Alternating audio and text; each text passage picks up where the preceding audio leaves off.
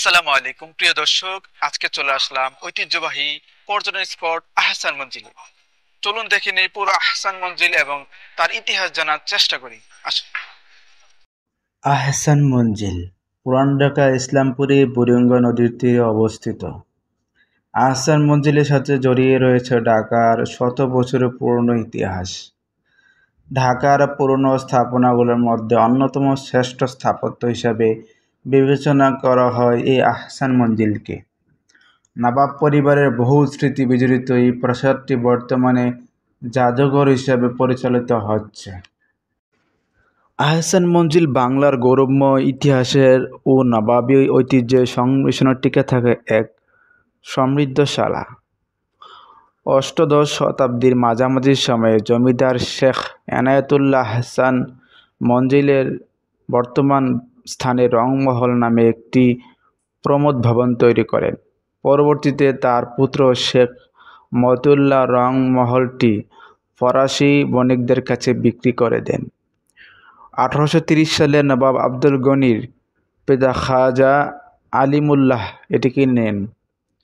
1859 সালে নবাব আব্দুল গনি সেখানে প্রাসাদ নির্মাণ শুরু করেন। দীর্ঘ 13 বছর লেগেছিল প্রাসাদটি নির্মাণ করতে। তিনি তার প্রিয় পুত্র খাজা আহসানুল্লাহর নাম অনুসারে এর নামকরণ করেন আহসান মঞ্জিল।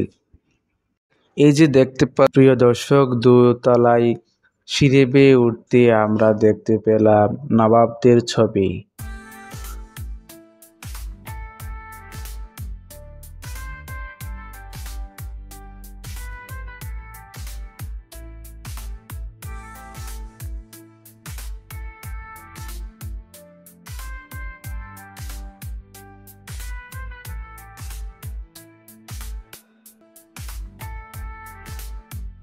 দোতলায় এই ভবনের বারান্দা ও মেঝে তৈরি করা হয়েছে মার্বেল পাথর দিয়ে।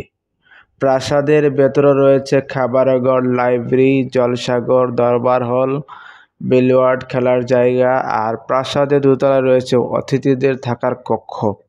আহসান মঞ্জিলকে ঢাকা শহরের প্রথম ইট পাথরের তৈরি স্থাপত্য নিদর্শন হিসেবে মনে করা হয়। আর তৎকালীন নবাবদের হাতেই ভবনই প্রথম বৈদ্যুতিক বাতি জ্বলে ওঠে। আহসান মঞ্জিলের স্থাপত্যশৈলী পশ্চিমাদেরও সমানভাবে আকর্ষণ করে। লর্ড কার্জন ঢাকায় আসলে এই ভবনেই থাকতে বলে প্রমাণ পাওয়া যায়। 19 শতকের মাঝামাঝি থেকে প্রায় 100 বছর পর্যন্ত এই প্রাসাদটি বাংলার একটি প্রধান রাজনৈতিক কেন্দ্র ছিল।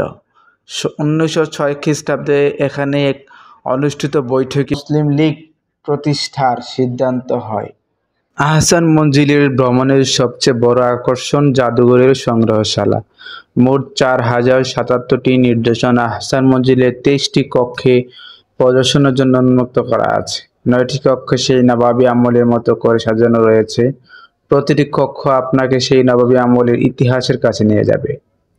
জাদুঘরে প্রদর্শনের জন্য আছে আহসান মঞ্জিলের ইতিহাস, নবাবদের পরিচিত বংশ তালিকা, নবাবদের ব্যবহৃত বড় বড় লোহার সিন্দুক, কাঠের আলমারি, ড্রয়িং রুম, কাঁচ, চীনামাটি, থালা বাসন ইত্যাদি অনেক রকম নবাবদের বিভিন্ন সমাজমূলক কাজের নিদর্শন এখানে রয়েছে।